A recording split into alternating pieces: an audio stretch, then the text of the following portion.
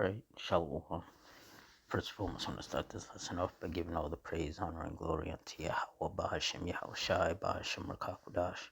Double honors to the apostles and elders, a great millstone. Honors to all the brothers who are still fervently pushing the word in sincerity and in faith, and Shalom to all the sincere believers. Now, this lesson is going to be based on 5 people, including 3 children that died in a Halloween night house fire. So through the Spirit, I'm going to read some of this article, get some precepts, and Lord's will you're edified. It says the flames rose a little before 10 p.m. on Halloween at the White Wood Frame House in Paterson, New Jersey. At first, a passerby saw the smoke billowing and assumed it was part of an elaborate haunted house. Then she saw children near the lawn, still dressed in pajamas, yelling for help. By the time firefighters doused the blaze, 5 of the home's 12 occupants, a man, his wife, and their 3 children, were killed. According to Andre Sayeg, the mayor of Paterson, the man who died, Raid Abu Hadbeh, 39, was the cousin of a New Jersey assemblyman.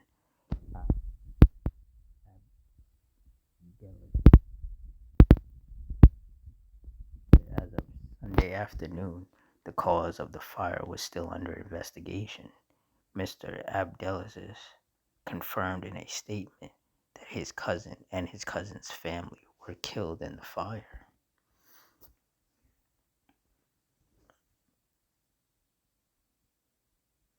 So the Lord brought some judgment upon some people on that wicked, unholy day known as Halloween.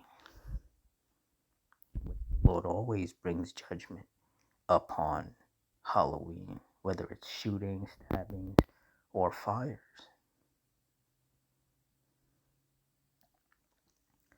Psalm 7 and 11, Yahweh judgeth the righteous, and Yahweh is angry with the wicked every day. And that's right.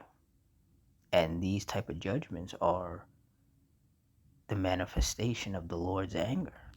The Lord causing a fire that results in multiple people getting killed. A man, a woman, and their children. Because those people were wicked in the eyes of the Lord.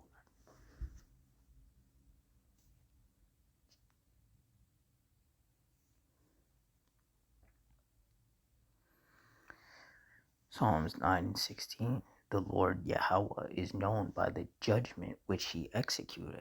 The wicked is snared in the work of his own hands. Higgaion, Selah. And this was judgment from the Heavenly Father. This house fire that resulted in 5 people being killed. Ecclesiasticus 39:28. There be spirits that are created for vengeance, which in their fury lay on sore strokes. In the time of destruction, they pour out their force and appease the wrath of him that made them. And when you look up the definition of appease, it means to satisfy. So that's why these spirits of vengeance are created, to go out and satisfy the wrath of the Lord who made them by executing his judgments upon these wicked people. Verse 29, fire and hail and famine and death, all these were created for vengeance. So fire and death are 2 of the Lord's spirits of vengeance. And both of those spirits of vengeance were used in this particular judgment.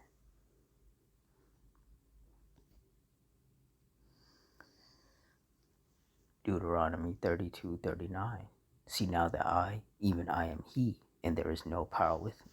I kill and I make alive. I wound and I heal. Neither is there any that can deliver out of my hand. And with this fire, this house fire, the Lord killed 5 people. And there was nothing that could have been done to save them, because it was the will of the Heavenly Father for those 5 people to be destroyed in that fire. It wouldn't have mattered how fast someone called the firefighters or how fast the firefighters got there. If the Heavenly Father wants people to die, then those people are as good as dead. The Lord will make it so. That is his judgment.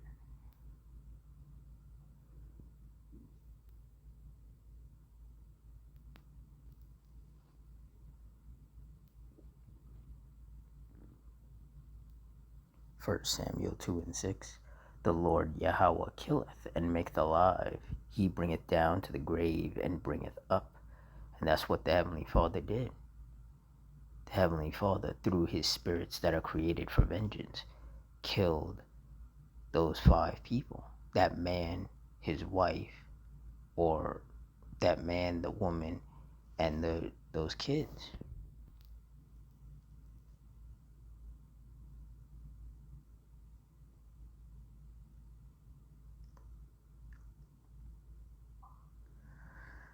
Job 4:7. Remember, I pray thee, whoever perished being innocent, or where were the righteous cut off? And the answer is that no one has perished being innocent, nor were the righteous ever cut off. So those 5 people who died in that fire were not innocent in the eyes of the Lord. Like it says in Romans 2:11, there is no respect of persons with Yahweh.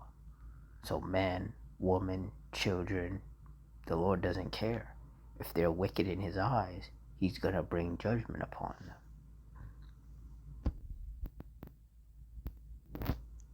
Verse 8, even as I have seen, they that plow iniquity and sow wickedness reap the same. And that's the time and season that we are in. These wicked people reaping what they've sown, for provoking the Heavenly Father unto wrath with their continual daily wickedness.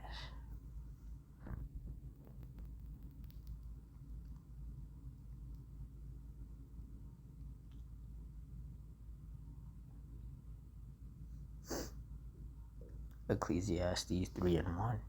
To everything there is a season and a time to every purpose under the heaven.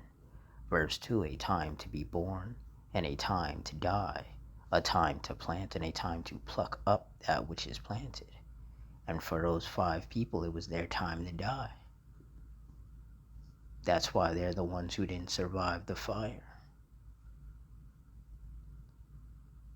Because it was from the will of the Lord for them not to survive.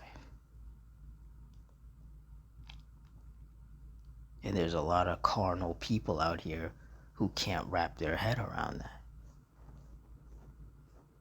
They can't wrap their head around the fact that all of these judgments that take place, planes crashing, cars crashing, trains derailing, people drowning, shootings and stabbings and animal attacks and fires and storms and tempests and earthquakes, these are all the judgments of the Lord.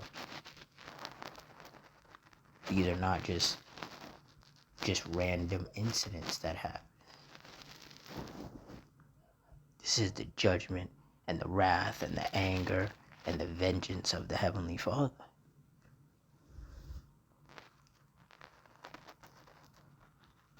The scriptures say in Hebrews 10:31 that it is a fearful thing to fall into the hands of the living power.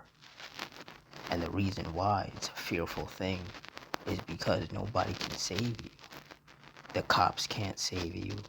The firefighters can't save you. Doctors can't save you. Your friends and family can't save you.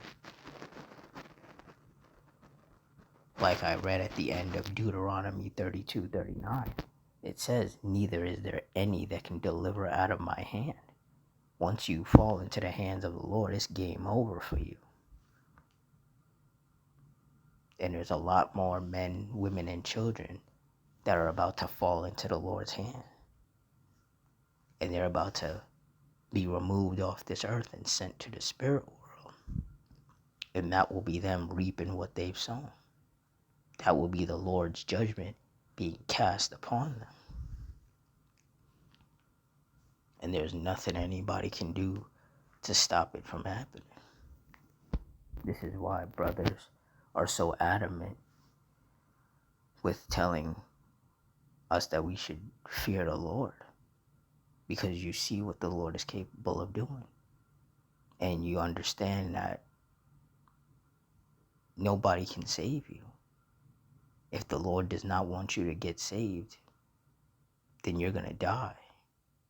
And that's just the end of it. So the best bet is to fear the Lord because he's the one who can bring judgment upon you. He's the one that can deliver you from the judgment, or he can just not bring judgment upon you altogether. It's completely up to him. But if you're out here angering the Lord and provoking him unto wrath, then more than likely you're going to get paid a visit by his spirits of vengeance. And it's not going to end well. And this situation right here was a prime example of that. They got visited by the Lord through his spirits of vengeance. And now 5 of them are in the spirit world. So just let this be another example and warning to what happens to those who are deemed wicked in the eyes of the Lord. So with that, I'm going to wrap it up here. In closing, I want to give all the praise, honor, and glory unto Yahweh, Bahashim Yahushai, Bahashim Rakakudash, the Wadi Yahweh, Bahashim Yahushai, for putting the spirit on me to do this lesson. Double honors to the apostles and elders of Great Millstone. Honors to all the brothers who are still fervently pushing the word in sincerity and in faith. Shalom to all the sincere believers. Hope you all stay strong, stay safe, stay fervent, stay circumspect, stay prayed up, and Adawan Ratazah. Until next time, Shalom.